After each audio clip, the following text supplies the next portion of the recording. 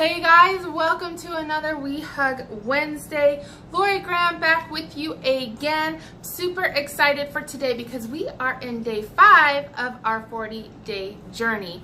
If you're not a part of our 40-day journey, you can subscribe to our 40-day journey by heading over to our website. That's headupgorgeous.org. Right on the front page, it will prompt you to sign up.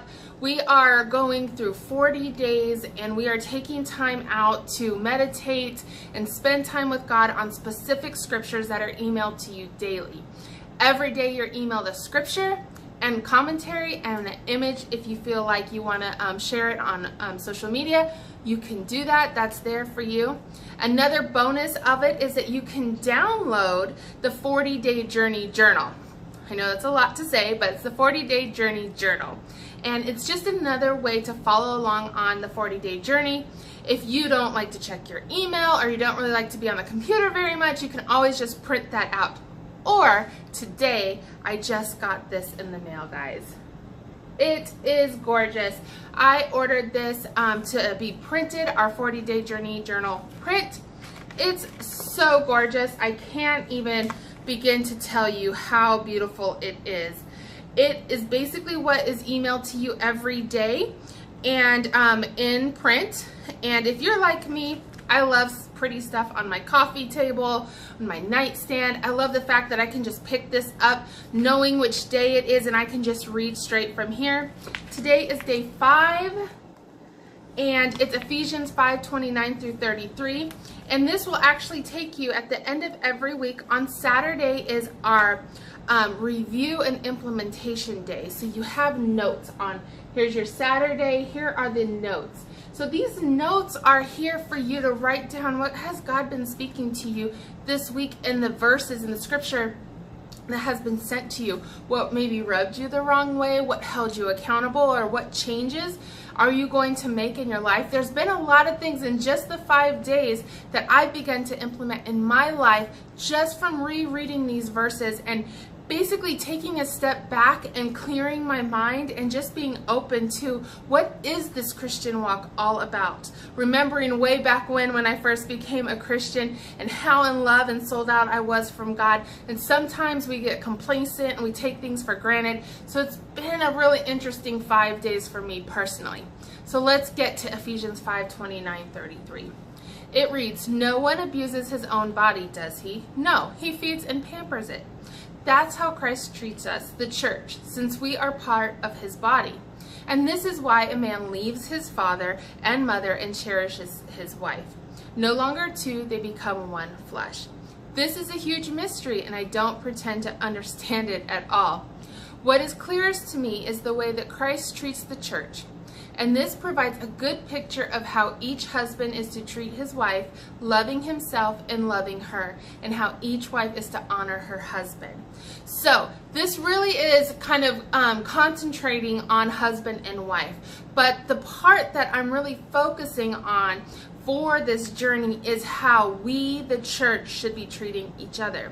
Of course, we don't starve ourselves. Of course, if there's something wrong with us, we want it fixed. If we have a cold or we have the flu or we broke a bone, we go to the doctor. We take care of ourselves. Ladies, we take care of our families and our husbands, and a lot of times we put ourselves last. That's a great representation. But what I wanted to encourage you to do today is to see people around you and challenge you to take care of them as if you were taking care of yourself. So if you're driving around listening to this and you see a homeless person on the side of the street, is there a bottle of cold water you could give them? Could you stop and ask them if they're hungry? Do they need a meal? If you can pray for them? That's what the church is about. Fulfilling needs of others that we have, that God has blessed us with. And just being there for each other, loving, respecting, and honoring each other. And sometimes it's easy in a marriage, sometimes it's really hard in a marriage, but we have to think about what God did for us first and how he loved us first, and how he loved us in such a way that he wanted to encourage us to love others that way, and gave us such an amazing example in Jesus Christ. So I pray that you will read this scripture, that it will be part of the 40-day journal process, that you will order your own little book to put on your coffee table, or if you know someone who loves stuff like that, order it for them. It's $20. And you can sign up at headupgorgeous.org. Click on the contact button and just let us know that you'd like to get a copy, and give us your information, and we'll send you an invoice and get this sent out to you as soon as possible.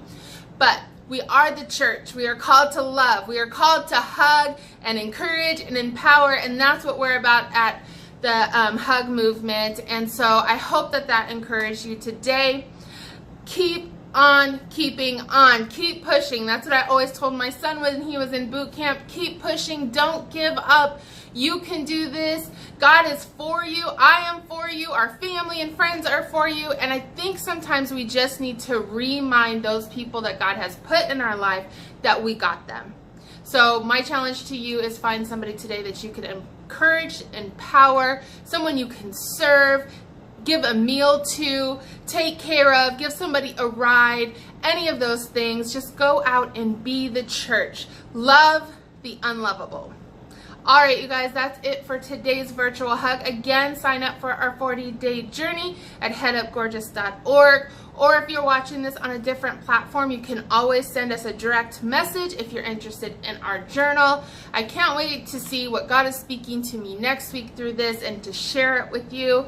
I have a sneaking suspicion that it's going to be amazing, because it always is when it comes to God. And as always, head up gorgeous. God's got you, and so do I.